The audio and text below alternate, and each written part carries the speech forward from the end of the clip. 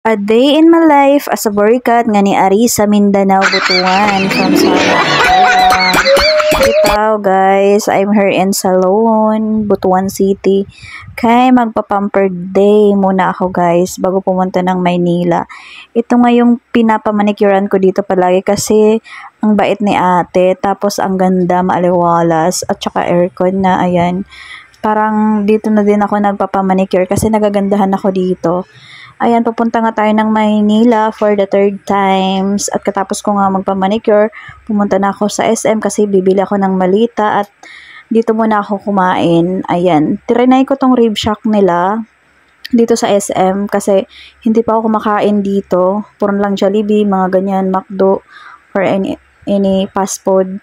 Kaya try ko muna yung food nila dito kasi only rice sila, parang ano lang din, mang inasal. At saka pinagpipilahan sila dito at maraming kumakain. Ayan, kitang-kita nyo naman. At saka ang dami mo makakain dito kung yung mga gustong yung maki-rice, yung gusto nila yung maraming rice. Ayan, yan yung order ko, ayan. Ang rami na ng ulam.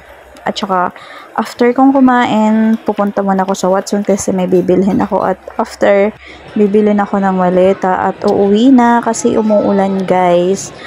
Ayan, thank you for watching.